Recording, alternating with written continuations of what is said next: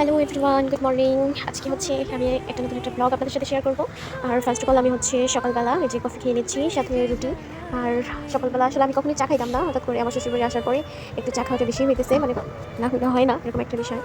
আর এই তো এখন আমি হচ্ছে যাবো একটু মাসির বাড়িতে, এর জন্য হচ্ছে আমি রেডি হয়ে নিচ্ছি। আর এই যে সুন্দর একটি ড্রেস পরেছি, আর কোনো মেকআপ করিনি যেহেতু অনেক গরম, শুধু জাস্ট একটা ব্যাগ নিয়েছি, আর ব্যাগের মধ্যে আমার হচ্ছে টুকটাক জিনিস আছে। আর আমি হচ্ছে এই যে চলে যাবো এখন। এই যে একটা ব্যাগটা দেখে অবশ্যই ভয় পেও না, অনেক জিনিস আছে, যেহেতু অনেক দিনের জন্য যাচ্ছি, কবে আসবো জানি না, এর জন্য হচ্ছে এত বড় একটা ব্যাগ নিয়েছি। আর আমাকে কেমন লাগছে অবশ্যই কমেন্টে জানিও। আমার এই জামাটা হচ্ছে আমার ননদের, সে দেশের বাইরে থাকে, দেন সে যাওয়ার আগে আমাকে দিয়ে গেছিলো জামাটা, আর আমার বেশ ভালো লাগছে পরে। খুবই গরমের মধ্যে খুবই পরে কমফোর্টেবল আরামদায়ক আর কি। তো আমি যেটা দেখতেছিলাম সূর্যের আলোটা আসলে মুখের উপরে পরে একটু মানে ভালো লাগতেছিল।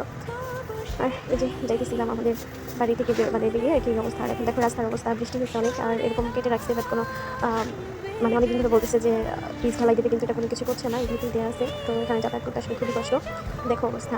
আর বৃষ্টি হলে তো এই পাশের মাটিগুলো একদম ভেঙে ভেঙে পড়ে যায়, দুজন মানুষ মানে চলাচল করাটা আসলে খুবই কষ্টকর, খুবই একদম সাইড দিয়ে যাইতে হয়, মানে কেউ হয়তো পড়েও যেতে পারে, এরকম একটা অবস্থা।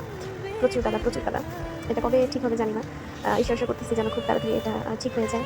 আর এখানে এমনিতে কি এই জায়গাটা খুবই সুন্দর, বাট রাস্তার কারণে আসলে মানুষ যাতায়াত করতে পারে না। আশা করবো যে এটা খুব তাড়াতাড়ি ঠিক হয়ে যাবে। আর এই যে আর এত রোদ ছিল, রোদে আর কি শরীর পুরো পুড়ে যাচ্ছিল মনে হয়। আর এই দেখো ওই রাস্তা পেরোতে পেরোতে না এই পাশে আবার একটা রোড আছে, দেন ওখানে আসছে দেখি আবারও কাদা। মানে আমার জীবন থেকে কাদা আর কি মুছবে না মেবি, সবসময় যখন যাইতেছি শুধু কাদা, এদিকে কাদা ওইদিকে কাদা, আমার আর ভালো লাগছে না এই বিষয়গুলো।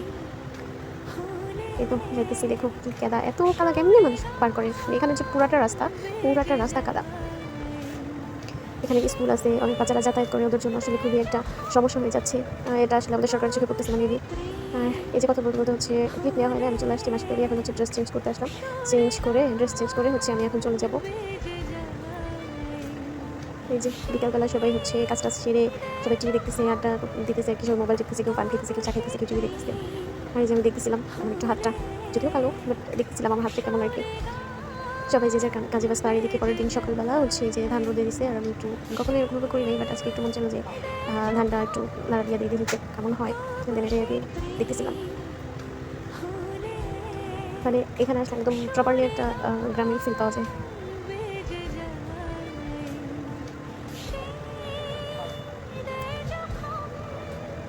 আর এভাবে করতে করতে হচ্ছে আমার পায়ে কাঁটা ঢুকে যায়। আমি এটাও একটা ক্লিপ নিয়েছি, অবশ্যই আপনাকে দেখাবো। মানে অনেক মানে কাঁটা ফুটে যায়, মানে সাথে সাথে যে ছোটো ছোটো এক ধরনের সাদা সাদা, মানে একদম সূক্ষ্ম দেখা যায় না, এরকম একটা বলা যায় হালকা। তো এগুলো দেখ শরীরের মধ্যে একটা শুয়ে ঢুকলেও বোঝা যায়। আর এই যে আমি আপনাদেরকে রিয়াল থেকে দেখাচ্ছিলাম যে কী একটা অবস্থা, প্রচুর পরিমাণে হচ্ছে রোদ ছিল। আর এই রোদের মধ্যে আসলে ধানটাকে আর কি এভাবে লাড়া খুবই কষ্টকর, যারা ঘরে আসলে তারা জানে। সো আজকের ব্লগটা এই পর্যন্তই। সো ধন্যবাদ আবার তো আমি দেখা কখনো হবে। করি নাই, এই ফার্স্ট টাইম, বাট